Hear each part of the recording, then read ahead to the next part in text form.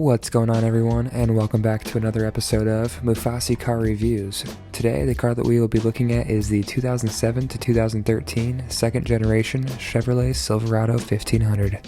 Alright, let's get right into it. Number 1 is the dashboard. Unfortunately, consumers complain that the dashboard is made out of a cheap plastic and begins to severely crack in several locations, worst of which is on the passenger side.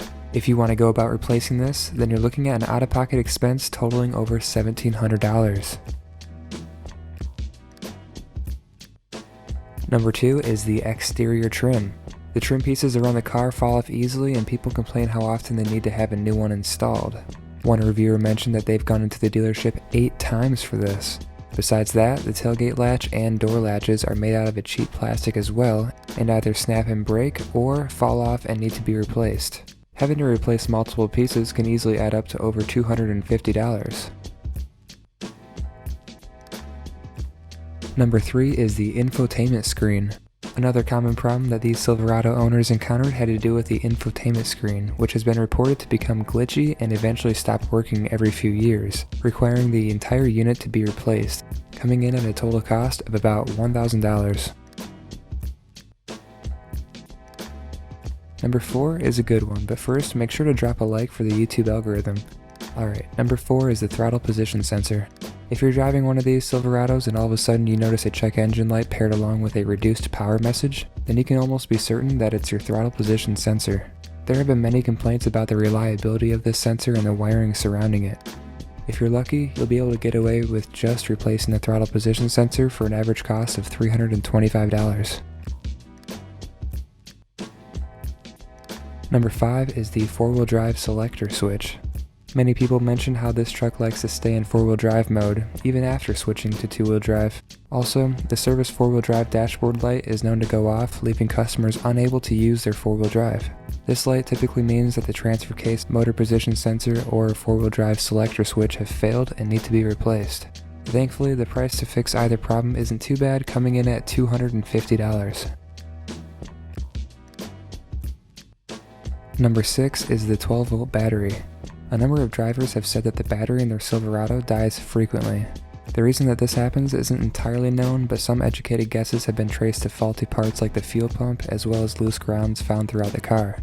Silverado owners can expect to replace their battery as soon as every 2 years for an average cost of $250. Number 7 is the suspension. This Chevrolet suspension has been known to cost customers quite a bit of money. Due to its poor design, it causes quick and excessive wear on many different areas around the suspension, including the front wheel bearings, the shocks, and the lower ball joints.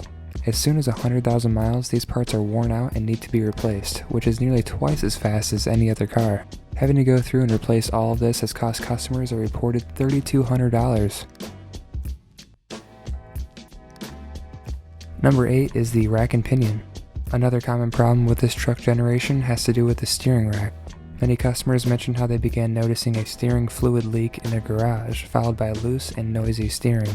When they went to the dealership to have their Silverado checked out, they found that the entire steering rack and pinion had to be replaced, costing them $2,600. Number 9 is the transmission. One of the most costly repairs for this Silverado is the transmission. Most people say that there's an annoying banging/clunking noise when going into third gear, while others said that it doesn't shift very well in general and often doesn't want to shift quick enough, or that it downshifts when it shouldn't and makes for a jerky ride. According to reviews, you can expect to have to replace the transmission as soon as every 50 to 80,000 miles for an average cost of around $5,600. Number 10 is the 5.3 liter V8 engine. This engine experiences excessive oil consumption. It's been reported that you can expect this engine to use as much as 4 quarts of oil for every 2,000 miles. Other problems include the pressure switch going bad, costing $900 to repair. Many reviews mention a flat spot on the crankcase showing up, requiring a lower engine rebuild. Another costly problem is how the engine heads begin to crack. Also, the active fuel lifters become stuck and the push rods begin to bend, which requires a partial engine rebuild as soon as every 40,000 miles, which will set you back over $5,000. However, some people have said that they've needed a completely new engine, costing them over $11,000. Let's say that each of those problems occurred one time during the 5-year time span you own that car. That totals out to be nearly $24,000. Hopefully this information helps you better decide whether or not this car is the right investment for you. Make sure to subscribe and turn on that notification bell. Thanks for watching.